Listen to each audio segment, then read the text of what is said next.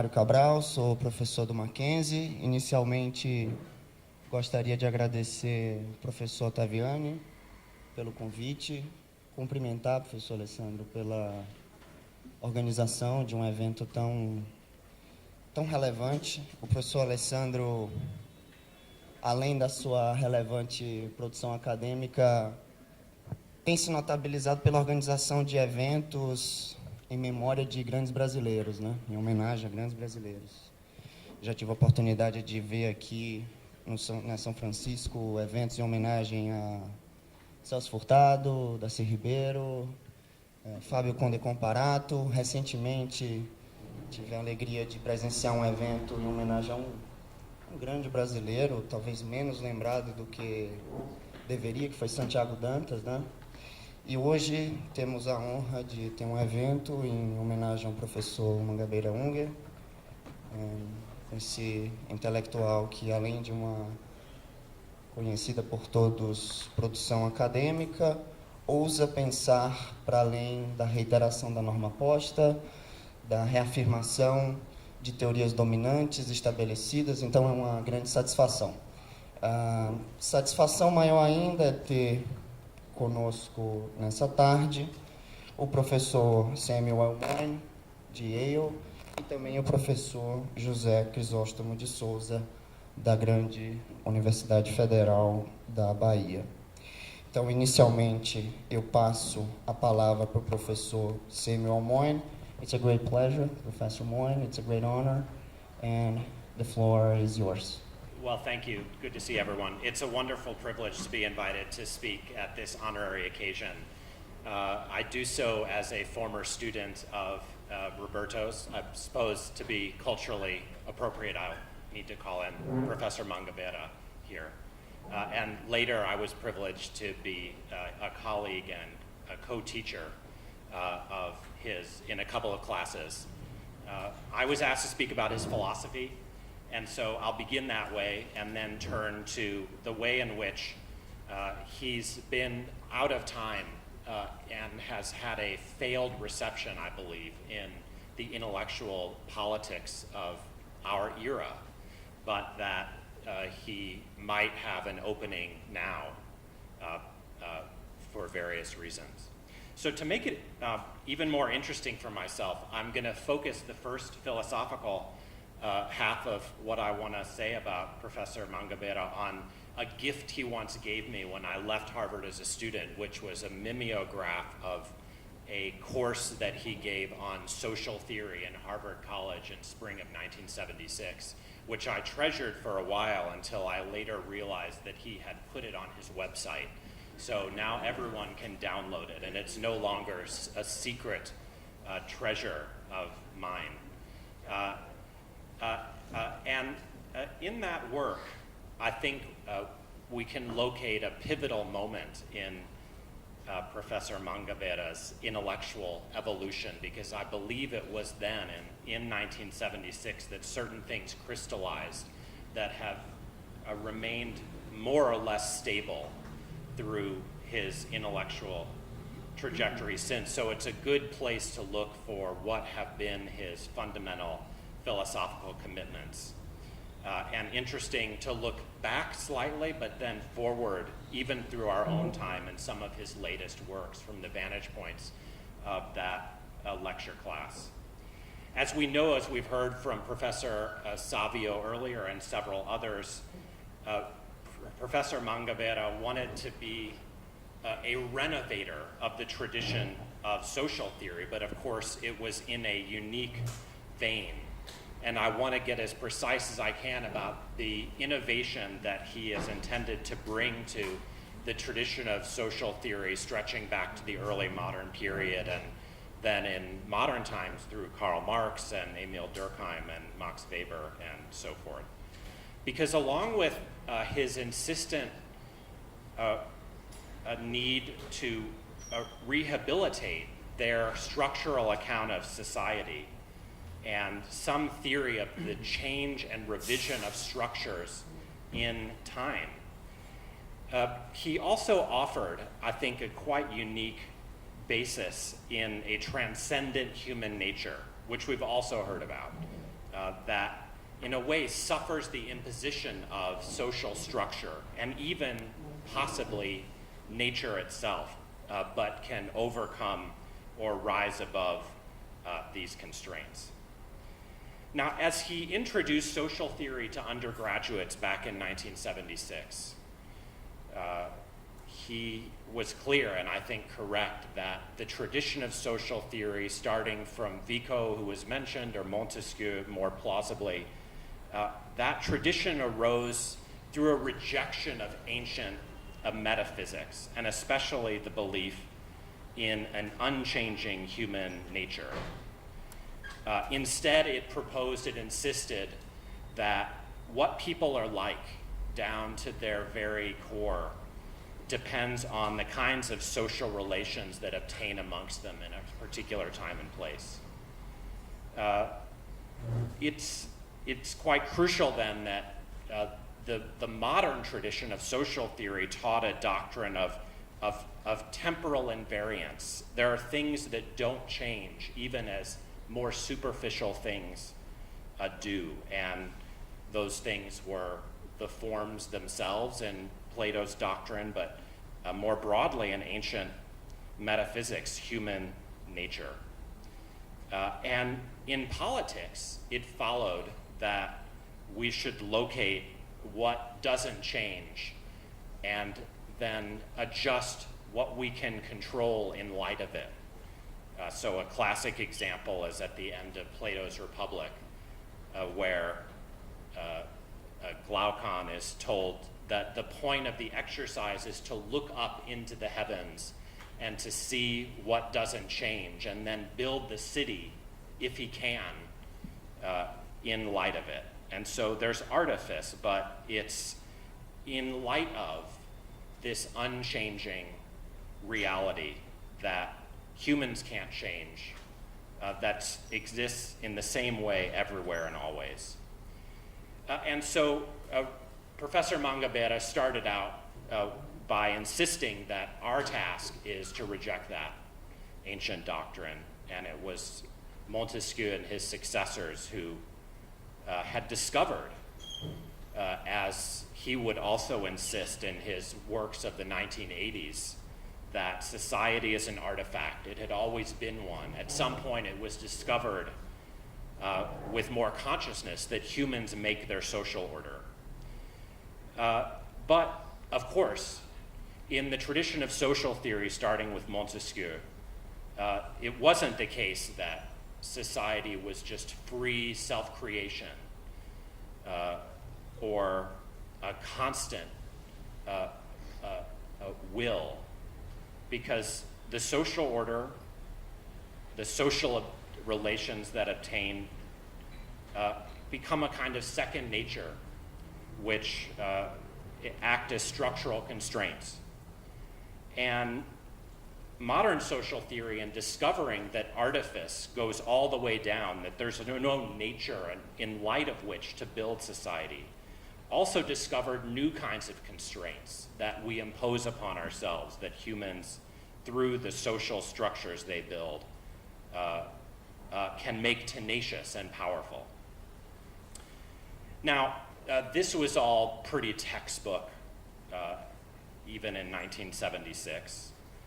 And it was clear that in noting the modernization that the invention of social theory involved, Professor Mangabeira wanted to make his own mark. And actually, not only did he insist on this fact in those lecture courses, but the same year his Law and Modern Society, his second book, came out, which begins with a picture of the burden that the past of theory can impose on us, and an insistence that we, you and I, always turn on our teachers, even when they've been inspiring.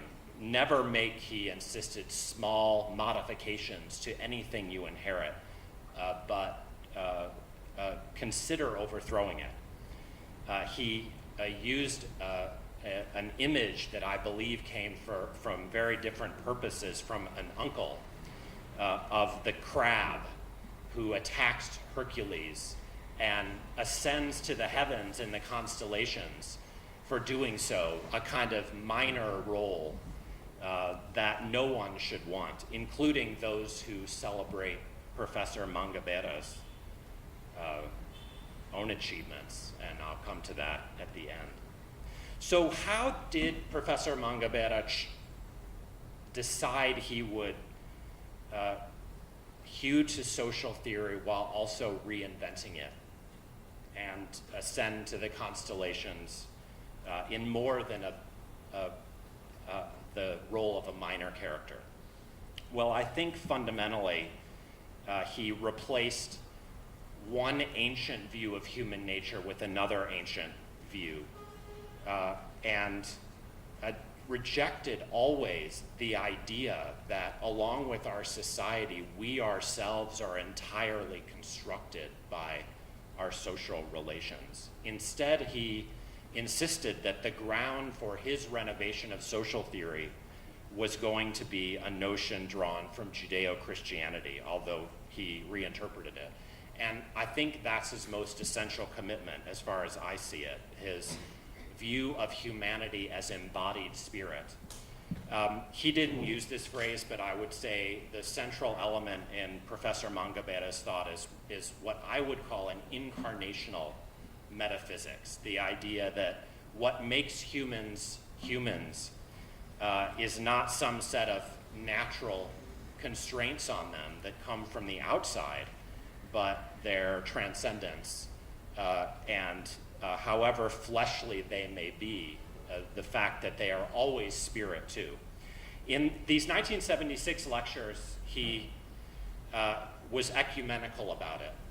He began by citing a Hebrew prophet, Joel, who said, "I will pour out my spirit on all people. Your sons and daughters will prophesy. Your old men will dream dreams.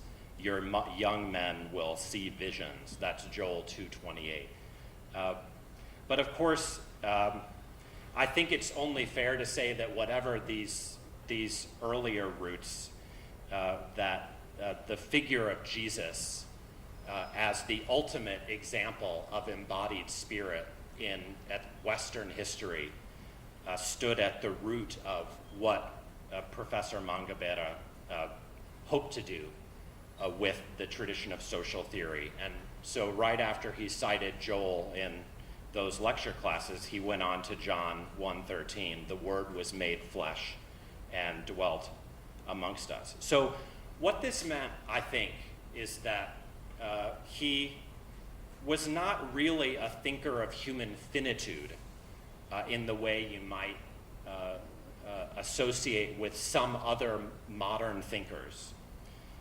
Instead, even though there are some beautiful passages in his work that concern human mortality and the constraints that death places upon us, while we're alive, what's most important in thinking about structural constraint too is our infinity, which he uses in a non-theological sense, but it's not far from theology, Christian theology specifically.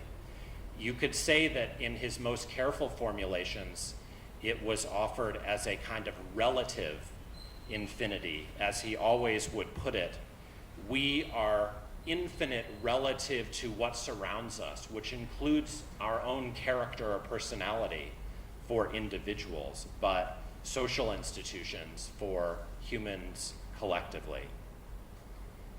Now, it was from this point of departure that I think most of Roberto's, Professor Mangabeira's later works flow.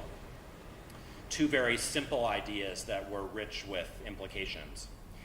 It's very interesting. I had failed to notice this before, but in these same spring 1976 lectures, already he announces that he has been led to overthrow a book he published only 1 year before, his first book, Knowledge and Politics, and acknowledges that it had been misconceived because it didn't get the relationship between ancient and modern right.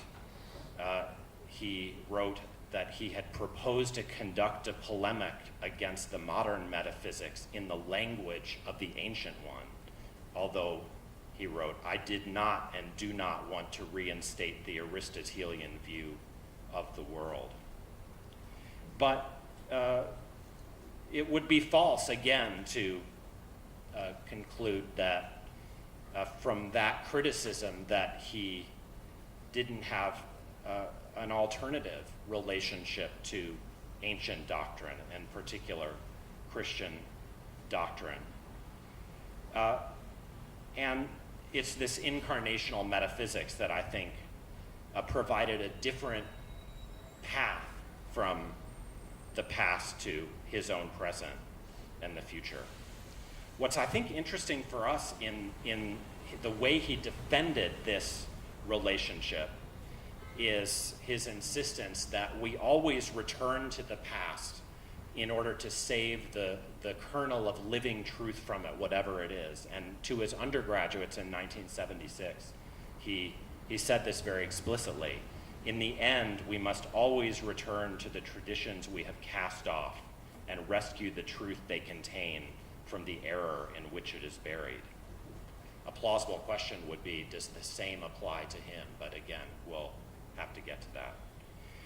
I have to say, just digressing for a moment, that I don't know how his work has been translated or if he has into Portuguese, but one of the experiences of a reader of his English prose, and especially perhaps these early writings that I'm discussing now, is his remarkable prose style, which combine a few features that are rare and even more rarely come together, because his writings are always lucid and simple, but also can verge on poetry. And just in that spirit, I want to read another somewhat lengthier passage from the lectures, which make this same point about the kind of salvage operation in relation to the salvation religions that got him started on his reform of social theory. Here it goes. I tweeted this the other day in hopes that people could guess who had written it. Actually, one did. The child, he says, must rebel against its parents. The students must turn against their teachers. And the artist must shatter the conventions that made his art possible. All lasting achievement begins in imitation, progresses through betrayal, and ends with the reestablishment of continuity at a deeper level. For this is the law of the spirit, that it is only by renouncing what one loves that one can recreate it. Okay, so as basic as this is, I think we can't afford to skip this moment in Professor Mangabeira's intellectual evolution, because I think it was formative for what he's done since. Transcendence of embodied spirit over social settings would be the master theme of what he wrote, including about very concrete problems ever after. Now, later in his career, in his cosmology book, he also insisted that the laws of society are not enough to challenge, but that the laws of nature themselves should never be considered outside time and change, which required a very separate argument from any claims on the basis of our human incarnational metaphysics. But nonetheless, it's quite interesting that in the end, the radicalism of Professor Mangabeira's embrace of the notion that time goes all the way down and change is the only continuity, extended to non-human nature itself. But I don't want to follow that last bit of radicalism, because I'd rather spend the next few minutes exploring how these commitments,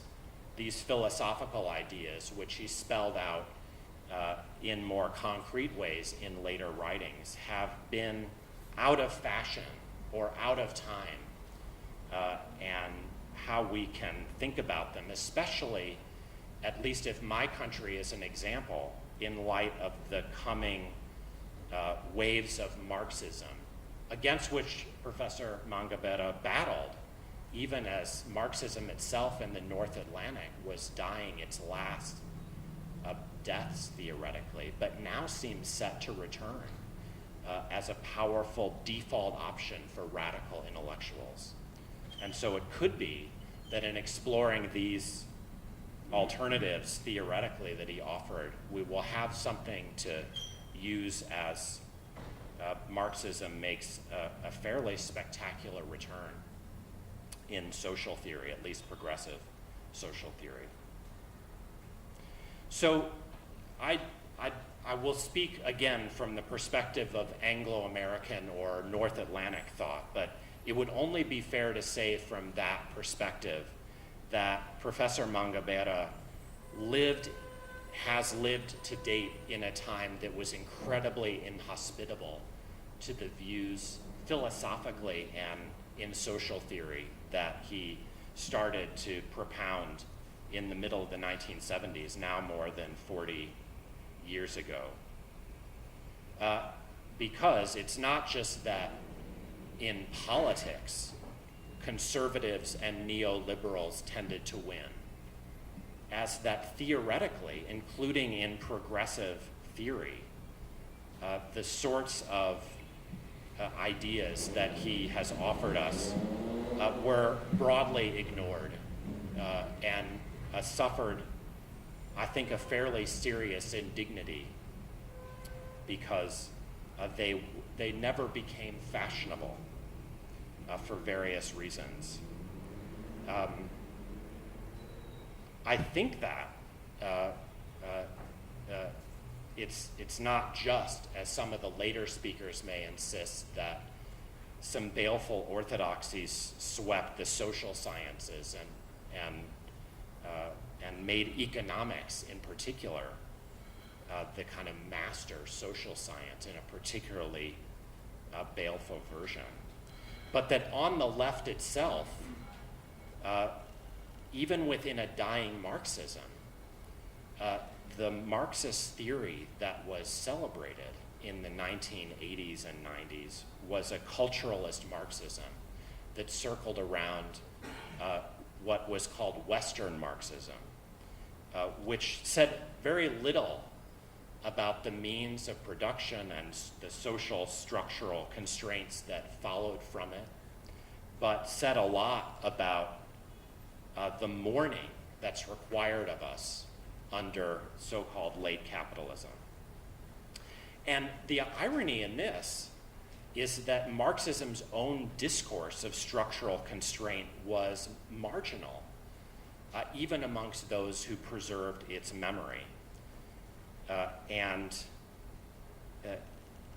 in a kind of compensatory move, I think, as I interpret it, largely as a result of the experience of political defeat on the left in 1960s and 1970s, even Marxism became a broadly escapist kind of discourse in which figures from Western Marxism in general and the Frankfurt School in particular provided a kind of escapist option. To the extent that those traditions were made more relevant, it was in the direction of liberal democracy with very little structural imagination, as in the great era of the Frankfurt School mentioned earlier, Jürgen Habermas. But I think what's important is that Roberto never wanted his intellectual enterprise to participate in this escapist syndrome, this compensatory syndrome, even though it was sweeping at least the Northern Academy. In those 1976 lectures, I think this is the last time I'll mention them, he considered this popular understanding of theory and denounced it as what he called, in his words, a magic wand with which to change one's situation without the need to struggle, to suffer, and to wait. Now, we can debate whether Roberto's theory, notably his mid-1980s Summa, ever got as concrete as practical actors in politics needed and still need. And I'm not sure about that. But it was clearly a heroic attempt to make good on the reform of social theory through this incarnational metaphysics. The irony is that when those achievements were published in the mid-1980s, although I wasn't present, I read all of this in the aftermath as a younger person, Roberto's approach was broadly dismissed in the North as utopian.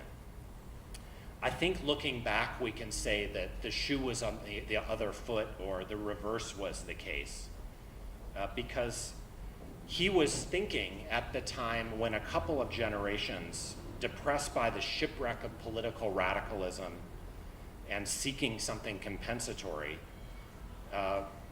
really spurned the opportunity to think about his approach and how it might apply to their own situation. And so it didn't gain much traction. Now, as I say, that could mean that the time for his thinking to gain traction in various places, including Brazil, is now. I guess that's going to be up to the younger people to determine. Now, let me turn towards the end by addressing this revival of Marxism, which has always been the default theory on the left, in spite of various attempts to supplement it, including Professor Mangabeira's own. It's popular, again, at least in the global North, not least because a new generation wants to defiantly reject the escapism of its elders, and that's a good thing. And yet, the return seems to be with a kind of muscle memory to the crudest forms of Marxism. And it's precisely here that I think returning to the social theory that Roberto built could be of most use to us. So in that spirit, I want to talk for my last bit about a piece that I think it may have been the most widely noticed attack on Professor Mangabeira, in the English language at least, in the past 20 years. Now, it would be characteristic of Roberto that he hasn't read it, or may not even know of it, but everyone else does who is grappling with his work, and so I believe it requires some engagement. Now, I'm referring to an essay written by a Marxist who's Australian, teaching in England at the London School of Economics, named Susan Marks, who comes by her name honestly.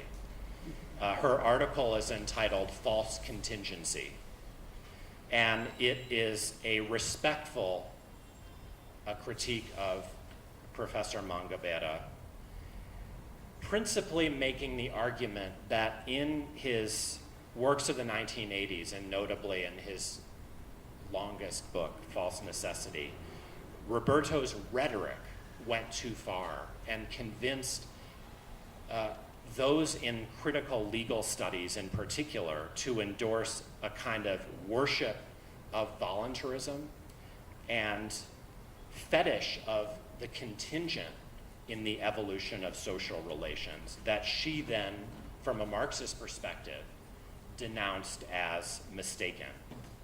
There's a great deal of talk, she says, about how things that are contingent are made to seem as if they were necessary in virtue of being natural, universal, rational, eternal, and so forth, but much less discussion of voluntarist mystifications.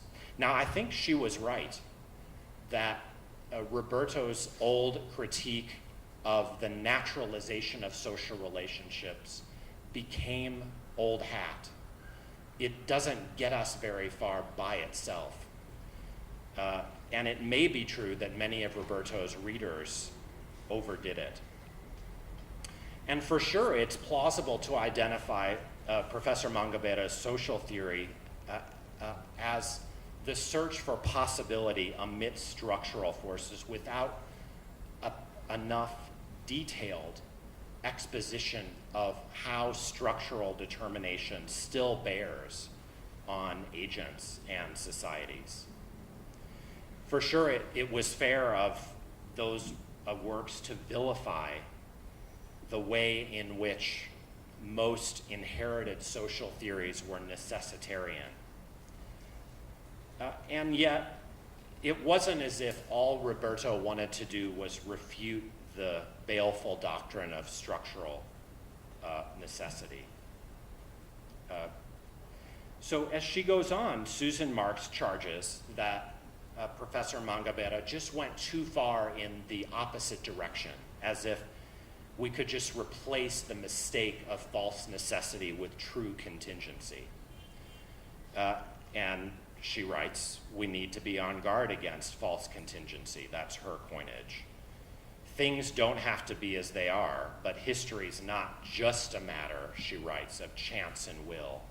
The concept of false contingency refers to all the limits and pressures, tendencies and orientations over determination and determination in the last instance that shape realities and possibilities.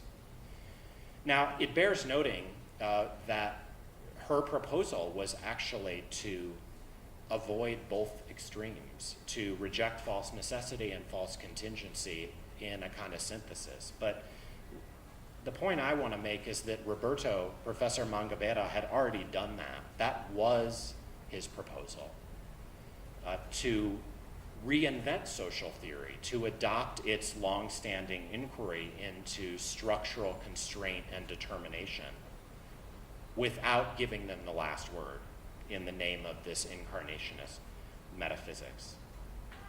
Indeed, in the way I've just repeated her charges, there's something awry, because she seems to give the impression in this now classic article, much cited article, that if you're interested in contingency, you're interested in the aleatory or random, a chance.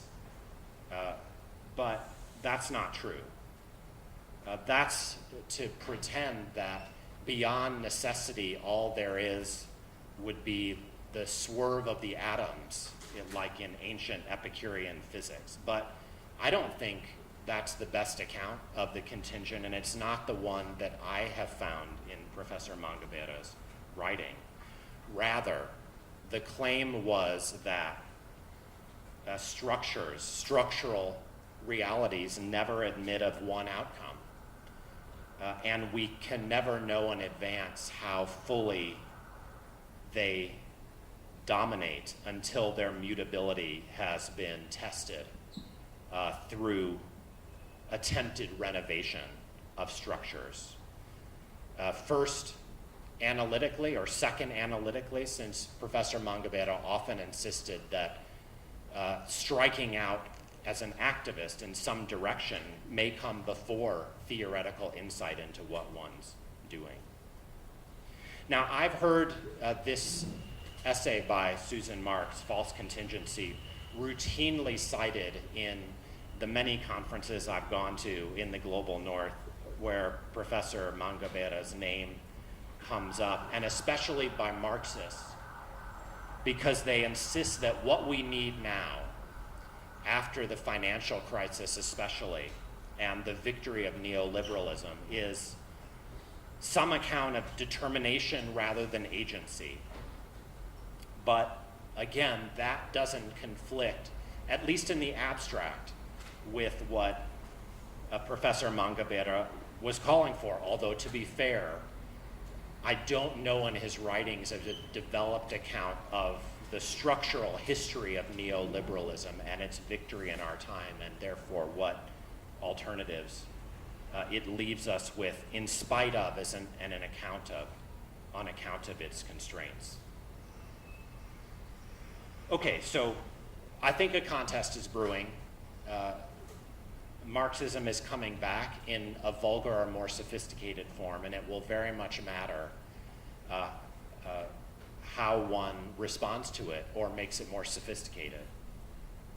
And for all these reasons, Professor Mangabeira's attempt on the basis of this incarnational metaphysics, however dubious it was, to make an argument for the reconciliation of freedom and structure and contingency and necessity will be of great interest. Okay, I think I have 1 or 2 minutes left, so I just will close in a very different direction. As I anticipated at the beginning, Professor Mangabeira wouldn't want us to honor him except by smashing any idol that we may be tempted to set up in his honor. He insisted back in the lectures with which I began that it's the wrong devotion to pay to our masters to follow them, at a minimum without living through the experience of rejecting them. And I hope that we have all been illustrating at this conference the importance not just of honoring, but also of betraying him. But it would be wrong not to conclude with another notion that I have gotten much less from his works than from conversation and teaching. In those settings, one of Professor Mangabeira's trademarks is to cite old aphorisms of long dead classical thinkers whom few read any longer. He just did a couple of times at lunch, since he's always in character. And I remember one that he cited routinely in his classes, with which I'd like to close my presentation, because it bears in a very different way than idol smashing on how we should relate to our forebears and those who have done something amazing before us. It's a line that comes from the greatest German poet, and it goes like this. In the face of the extraordinary, maybe superior, I don't remember the exact citation, in the face of the extraordinary achievements of another, the only self-defense we have is love. Thank you.